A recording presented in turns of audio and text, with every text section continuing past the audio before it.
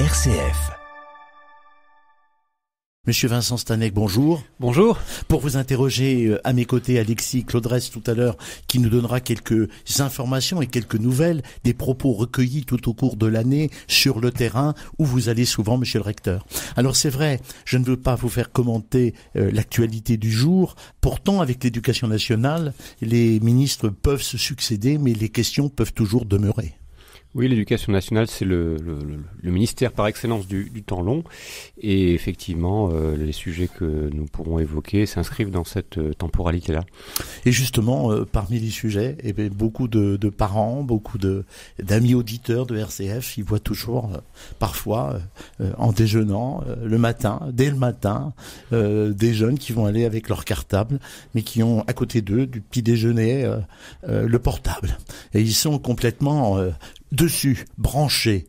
Et il faut dire aussi, monsieur le recteur, que quand vous faites des visites, vous nous l'avez dit la dernière fois, dans des établissements scolaires, il arrive parfois que dans la cour de l'école, vous voyez les élèves alignés sur des bancs à regarder leur portable. Et ça vous a profondément marqué, vous l'avez rappelé, et vous allez lancer donc un véritable programme sur l'utilisation du numérique dans les établissements scolaires. Oui, alors comme vous le savez, c'est une initiative qui a été lancée par le ministère, l'idée de la pause numérique dans les collèges. Je dirais que cette idée de la pause numérique, il faut la voir de deux façons. On peut la voir par le côté très limitatif qui est celui de dire on va s'assurer que les élèves effectivement, comme c'est le cas selon la réglementation, n'aient pas accès à leur portable au collège, mais pour cela, on va s'assurer qu'ils le déposent effectivement dans le casier ou alors dans des petites pochettes. Mais la pause numérique, c'est l'idée d'un véritable travail plus large avec les parents d'élèves, parce que nous ne pouvons avancer sur ce sujet qu'avec les parents. Un travail aussi en amont du collège, parce que en réalité, quand on lit, et j'incite vraiment les auditeurs à le lire, ce rapport sur les enfants et les écrans qui ont accès libre, que vous trouverez facilement. Ces rapports insistent beaucoup sur l'importance des premières années, on pourrait même dire des premiers mois de l'enfant, qui sont déterminants pour lui, pour ses apprentissages, pour les habitudes qu'il va prendre. Et ce qu'on peut constater, c'est qu'il faut que nous travaillions aussi avec les professionnels de la petite enfance, parce qu'on se rend compte qu'il y a parfois une surexposition des tout petits, avant même l'âge de 3 ans, aux écrans. Et ça, évidemment, c'est quelque chose contre quoi il faut vraiment lutter collectivement, parce que les dégâts peuvent être ensuite vraiment très très importants du point de vue de la formation des capacités cognitives, de l'attention, du déficit d'attention que ça peut provoquer. Et même, je pourrais en parler longtemps, mais je voudrais juste vous citer un exemple. On m'indique que les élèves plutôt qui rentrent à l'école maternelle aujourd'hui, pour certains, ont moins d'habileté avec leurs doigts, leurs mains, pour saisir les petits objets, parce qu'en fait, ils sont très souvent sur des écrans, et donc le simple geste qu'ils font, c'est le geste, vous savez, qu'on fait quand on veut faire défiler des images, alors que c'est un geste beaucoup moins complexe que celui qu'on a quand on est un tout petit, qu'on prend un cube, des objets, etc. Donc on a vraiment une espèce d'épidémie qui est en train de monter, qui, moi, à titre personnel, m'inquiète beaucoup, mais enfin, je suis aussi confiant dans notre capacité à nous mobiliser pour essayer collectivement de l'affronter dans l'intérêt de nos enfants. On le retrouvera sans doute dans cet entretien, monsieur le recteur. On se rend compte que les problèmes que vous évoquez, qui se posent à l'éducation nationale, sont des problèmes posés à l'ensemble de la société. Et qu'on demande beaucoup à l'éducation nationale. On voudrait peut-être que l'éducation nationale règle des problèmes de gestion du portable, alors que c'est aussi, vous avez parlé des parents, une question familiale. Bien sûr, c'est un problème qui nous touche même tous. Nous sommes tous à des degrés plus ou moins importants des drogués du portable, si j'ose dire. Mais vous n'êtes pas un drogué du portable, monsieur le recteur, parce que regardez sur la table, souvent, on a des hommes politiques qui, tout en leur posant des questions, sont toujours en train de voir s'il y a une réaction. Non, je ne peux pas m'ériger en modèle du tout, mais c'est un effet collatéral de la profession. En revanche, j'essaie de me gendarmer. Et ce que je veux dire peut-être plus sérieusement, c'est que nous sommes évidemment des adultes, et nous avons été faits par notre éducation et notre formation. Nous parlons là d'enfants qui se construisent. Et c'est dans cette étape de construction qu'il faut éviter. Alors, je précise aussi le sens de ma pensée. Il faut vraiment distinguer les écrans et le numérique. Le numérique, c'est effectivement un fait social, un fait technologique et aussi un fait scientifique auquel il faut absolument préparer nos jeunes. Il ne s'agit pas d'avoir un discours technophobe ou qui serait hostile au numérique. Ce serait contre-productif. On parle d'intelligence artificielle. Il faut évidemment dominer tout cela. Il faut que nos jeunes l'apprennent. Et d'ailleurs, on peut apprendre, par exemple, la programmation, les principes, la programmation, y compris à des tout petits. Mais pas forcément avec des écrans. Les écrans, c'est un sujet spécifique. Ça met en œuvre l'exposition à certaines formes de lumière, ce qu'on appelle la lumière bleue, qui est néfaste pour le cristallin en formation. Et puis, ça met nos jeunes en contact avec des contenus, avec une forme d'organisation des contenus. Vous savez, on parle beaucoup des biais algorithmiques qui, en fait, enferment nos jeunes dans des espèces de tunnels cognitifs dont ils ne sortent plus, on le voit bien, hein, c'est une forme de logique d'addiction.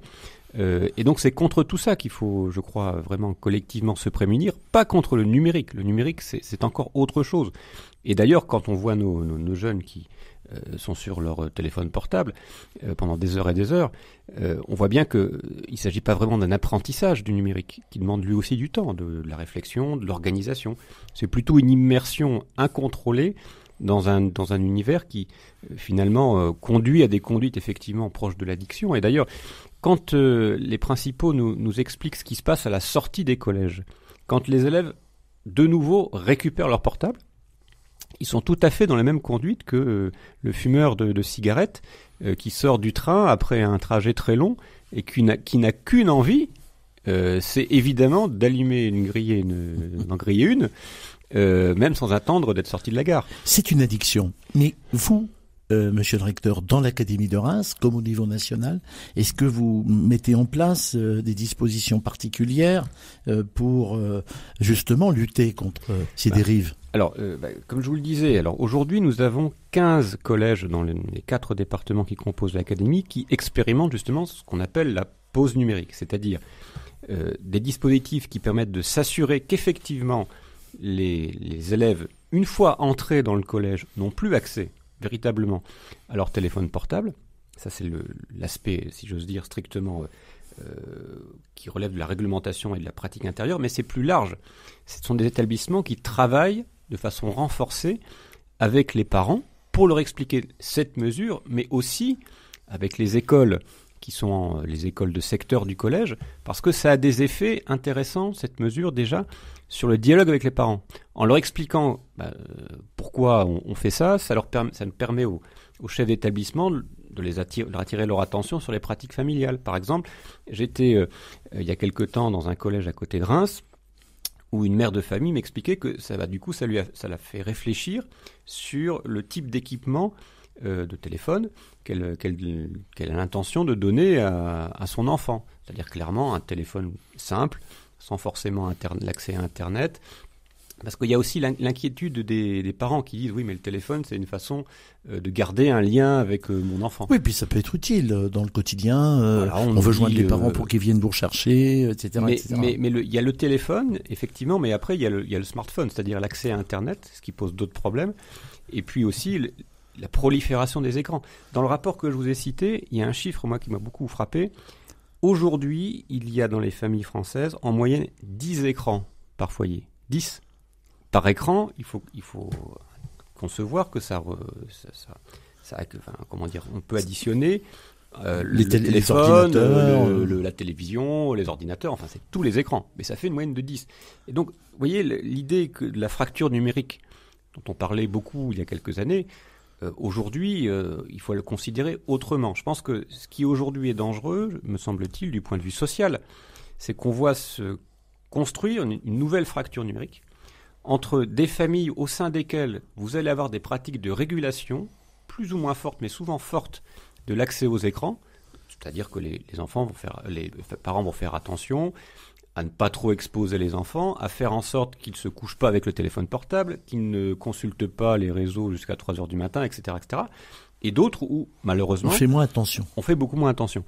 Et s'il est vrai, comme d'ailleurs on peut le lire dans le rapport, que cette surexposition aux écrans très précoce introduit des modifications dans les habitudes des enfants, crée des déficits et éventuellement crée des modifications et des perturbations dans le développement neuronal, on va littéralement créer 2 jeunesses différente, à deux vitesses, une jeunesse à deux vitesses, si l'on pourrait dire. Et une ça, nouvelle évidemment, séparation, oui, donc c'est important pour vous de lutter contre ça. Je pense que c'est aussi un enjeu social, parce que quand vous l'évoquiez tout à l'heure, on voit ces jeunes qui ne se parlent plus, et qui parfois, malheureusement, ça peut se poursuivre dans la famille, où on se parle moins. Chacun a pu déjà voir, je pense, dans un restaurant, des familles où chacun est sur son écran, malheureusement. Qu'est-ce qu'il peut y avoir de plus triste que de constater que autour d'une table, plus personne ne se parle? Si on insiste beaucoup sur ce sujet, monsieur le recteur, d'abord parce que ça fait partie des priorités de votre académie, mais c'est aussi parce que c'est un sujet dont beaucoup entendent parler et puis voir au quotidien. Mais alors, vous êtes épaulé aussi par des collectivités locales qui vont amener quand même leur apport financier, parce que il y a besoin quand même d'un certain nombre de logistique pour accompagner. Vous parlez de casiers, vous parlez de pochettes. Alors, il y a effectivement un équipement qui permet, par exemple, de laisser son téléphone dans un casier ou dans un petit sac. Mais ça, je dirais, c'est un élément. Je crois que, et d'ailleurs, on a une oreille très attentive des collectivités à ce sujet. C'est pas seulement ça, parce que, par exemple, vous avez les conseils départementaux sont responsables de la protection infantile, protection médicale infantile, la PMI. Et évidemment, ce sujet-là, on peut le travailler avec eux. Ils sont sur les premières années, parce que vous avez d'ores et déjà des flyers, des petits documents qui sont réalisés par exemple par les PMI, qui attirent l'attention des parents sur la nécessité de ne pas exposer trop précocement les tout petits, les nouveau-nés, les nourrissons, aux écrans par exemple. Et justement, monsieur le recteur, parmi les témoins, les témoignages, Alexis Claudresse, vous avez recueilli, vous, sur le terrain, un certain nombre sur ce sujet d'avis. Effectivement, notamment l'avis du président du département de la Marne, Jean-Marc Rose, qui expliquait les difficultés aussi pour un département d'accompagner parfois ces dispositifs, notamment au niveau financier. Nos collégiens, comme certains adultes, mais nos collégiens passent 3 à 4 heures par jour sur leur téléphone. Donc on les empêche, pendant leur présence au collège, d'utiliser leur téléphone. Je trouve que c'est aussi très bien pour recréer du lien social. Par contre, j'ai une critique à émettre, c'est que vous le savez, je suis un homme de chiffres. J'ai donc tout simplement divisé le montant qui est prévu français sur le coût de cette opération, c'est 125 millions d'euros. Comme il y a 7000 collèges, vous divisez cette masse d'argent par 7000. Et moi, j'ai remultiplié par le nombre de collèges que nous avons dans la Marne. Ça nous coûtera, pour l'ensemble de nos collèges, lorsque ce sera appliqué au 1er janvier, près d'1 million d'euros. Donc je dis, l'État a une bonne idée, mais il le fait financer par les collectivités locales, et notamment les départements qui n'ont plus d'argent. Jean-Marc Rose, qui était au micro de RCF France Ardennes au moment, monsieur le recteur, où vous aviez annoncé justement le lancement de cette pause numérique, de ce dispositif, de l'installation des casiers, notamment dans les collèges. Donc on le sent, Jean-Pierre, Jean-Marc Rose, un président de département qui est à la fois content de voir ce dispositif se mettre en place, mais qui se pose des questions sur comment l'appliquer. Oui, mais il faut resituer aussi dans le contexte de votre interview. C'était au moment où il y allait y avoir les rassemblements autour des maires, des associations, et que les présidents de conseils départementaux voulaient aussi faire pression sur le gouvernement pour avoir des deniers supplémentaires. C'est vrai que ça coûte cher, mais on sent quand même dans les départements, on a pris la Marne, mais ça peut être l'Aube et ça peut être d'autres départements, monsieur le recteur, les collectivités locales quand même sont prêtes à vous suivre. Ce que je retiens de cet extrait, c'est l'intérêt exprimé pour cette mesure, et puis le constat aussi que je crois tout le monde partage, qu'il y a quelque chose qui est en train de se passer, qui nous échappe et qui ne devrait pas nous échapper. Ou plus exactement, que les adultes, quelle que soit leur fonction, assistent à un phénomène qui les sollicite et qui, je crois... dépasse peut-être. Non, alors je ne crois pas que ça nous dépasse, en réalité, parce que... Prenez par exemple, je fais par exemple cette comparaison. Prenez le phénomène de la cigarette. La cigarette était un fléau évidemment sanitaire.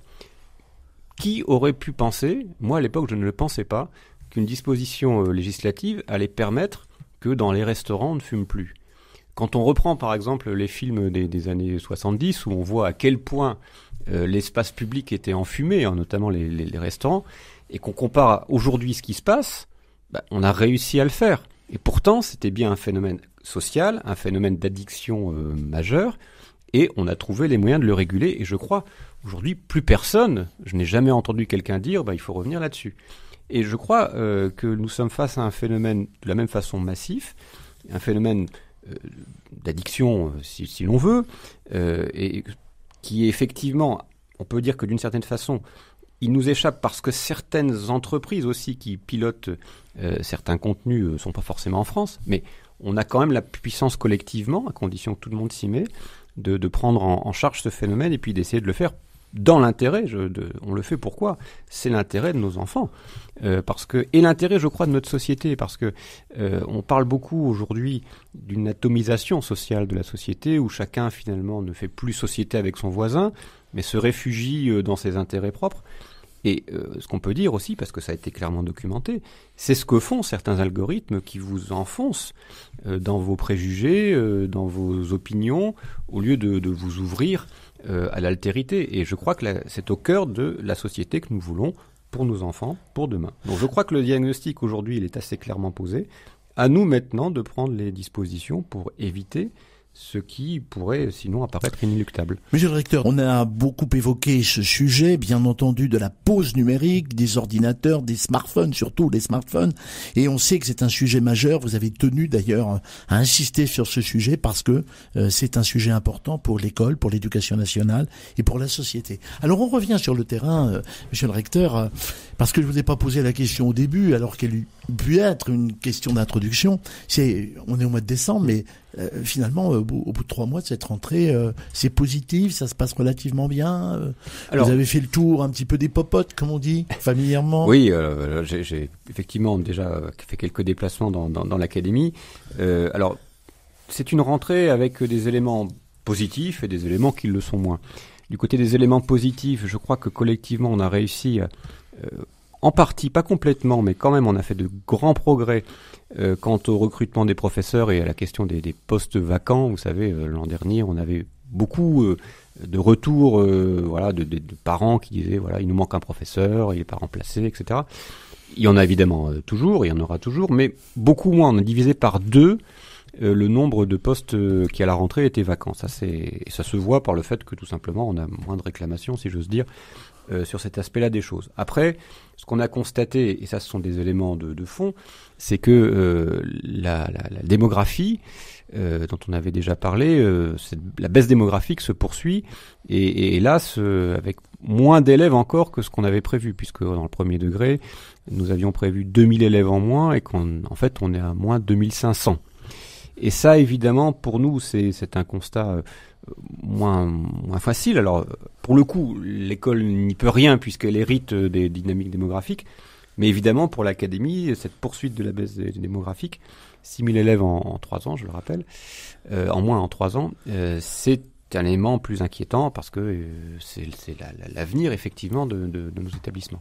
Alors il est vrai que ça c'est à brûle pour point que je vous pose la question parce qu'on est au mois de décembre et qu'on voit des forums étudiants, on voit des gens qui commencent déjà à s'informer, parfois s'inscrire dans des établissements. Simplement d'un mot, rassurer peut-être nos auditeurs qui sont des parents ou des grands-parents qui sont parfois plus de soucis que les collégiens, les lycéens surtout eux-mêmes, en se disant qu'est-ce qu'il faut faire, comment aller en fac, à l'université, dans les écoles. Alors il y a Parcoursup, là vous suivez ça de près quand même. Oui, d'abord parce que Parcoursup, effectivement, c'est une démarche qui ouvre là dans le mois de décembre. Ce que je veux dire quand même pour rassurer tout le monde, c'est que à cette rentrée, nous avions extrêmement peu, moins de 100 élèves candidats à l'enseignement supérieur qui se sont retrouvés sans solution. Donc c'est vraiment résiduel, c'est-à-dire qu'on a une académie où quasiment tous les élèves qui le souhaitent trouvent une place dans l'enseignement supérieur. C'est pas forcément toujours leur premier vœu, mais en tout cas, on a vraiment très très peu, on n'a pas de sujet d'accès à l'enseignement supérieur en volume. Et ça, je le souligne parce que c'est pas le cas dans toutes les académies.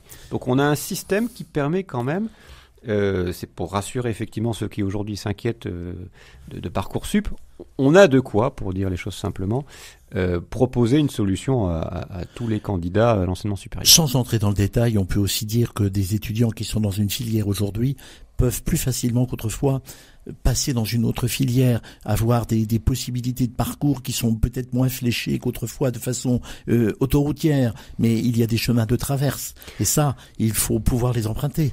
Alors l'idée des chemins de traverse, c'est quelque chose qui s'est mis en place progressivement à tous les niveaux, y compris d'ailleurs au niveau du lycée, puisque à la fin de la seconde générale et technologique, vous pouvez changer de voie. Vous pouvez passer de la seconde GT au lycée professionnel ou du lycée professionnel à la seconde GT, du lycée professionnel à la voie générale. Donc c'est quelque chose qu'on pratique, et aussi dans l'université où les filières sont moins compartimentées. Effectivement, les universités essaient d'établir des passerelles, y compris entre les disciplines, avec des cursus croisés. Donc je crois qu'aujourd'hui, il y a vraiment beaucoup plus de possibilités, et y compris, par exemple, si vous prenez les classes préparatoires aux grandes écoles, avec des banques communes, c'est-à-dire que vous faites une classe préparatoire, et après vous passez une épreuve qui vous permet d'accéder potentiellement à de nombreuses écoles. Et il y a un développement de filières professionnelles qui permettent des alternances, donc un rapport concret avec l'entreprise. On a beaucoup reproché à l'Éducation nationale de faire de la théorie, alors que concrètement, dans vos collèges de l'Académie de Reims et vos lycées, il y a beaucoup de rapports précis et étroits avec l'entreprise. Alors oui, on le développe de plus en plus, et d'ailleurs c'est un élément très positif de la réforme du lycée professionnel, que désormais vous avez dans chaque lycée professionnel ce qu'on appelle un bureau des entreprises, c'est-à-dire qui est dirigé par un responsable du bureau des entreprises, qui est le point d'attache, si j'ose dire, concret entre l'environnement des entreprises et chaque lycée professionnel. Et ça, c'est une nouveauté quand même très intéressante, c'est-à-dire que vous avez une personne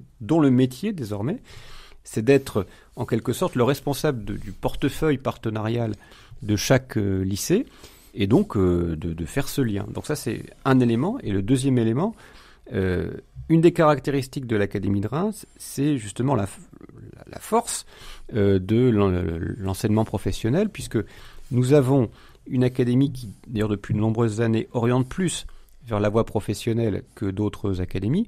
Et ça s'est encore marqué encore un peu plus à cette rentrée. Je reprends le chiffre parce que je ne l'ai plus tout à fait en tête, mais aujourd'hui, l'orientation vers la voie professionnelle après la troisième, c'est 41,2% des élèves contre 58,8% vers la seconde GT.